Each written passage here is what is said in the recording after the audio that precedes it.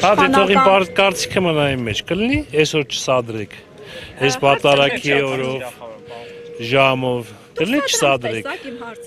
դե դրա համար եք հավաքվել, ժողովուրդ ջան, ինչ է, ես միշտ էլ անկեղծ եմ ասում, հիմա անկեղծ ասում, այսօր աշխատեք քիչ սադրեք, պատարակա,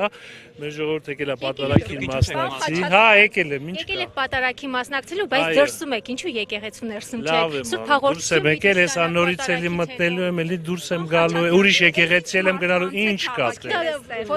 Ով է հավաքել։ Ասեցի մի սադրեք։ Շատ լավ մարդիկ են։ Եթե դուք սկսեք սադրել, կարող է, ստեյ ժողովուրդը դες քաշքշեն, հա։ Շատ եղեք մեկ քիչ, հա։ Շեղի ժողովուրդը չէին։ Նախաձեռնության ինչ կարծիք ունեք Նիկոլ Փաշինյանի նախաձեռնության մասին վեհարանը վեհափառից ազատելու։ Շատ դրական ու անհրաժեշտություն ժամանակի ամենակարևոր խնդիրներից մեկն է, որ պետք է լուծվի։ Ինչպես ինչ մեխանիզմով է հնարավոր։ Դե չգիտեմ, հələ մեխանիզմները։ Հուսով եմ կաթողիկոսը ինքը կհեռանա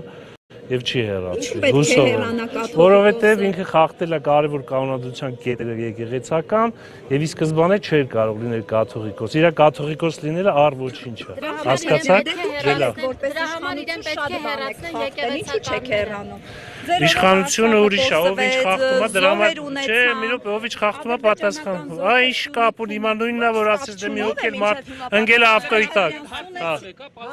ինչ է եղել։ Հա, ինչ կապ ունի։ Ոչ, չի կարող կաթողիկոսը խախտի այն կետերը, որը իրավունք չունի խախտի։ Եթե ես խախտում օրենքի կետերը, իսկ քրեական պատասխանատվության եմ ենթարկվում։ Վարչական եմ ենթարկվում։ Ոչ մեկը սաղս է օրենքի առաջ հավասար է։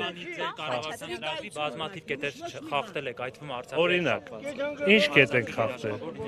Կա անհաղթարելի ուժ, երբ որ անհաղթարելի ուժի առկայություն է լինում, այո, պետությունը չի կարող այդ հարցը լուծի, հնարավոր է հարցը լինի, պետությունը չի կարող լուծի, որտեղ կողքիդ պետությունները շատ ավելի մեծ ռեսուրս ունեն եւ այս 30 տարվա մեջ այդ ռեսուրսը հավաքագրել են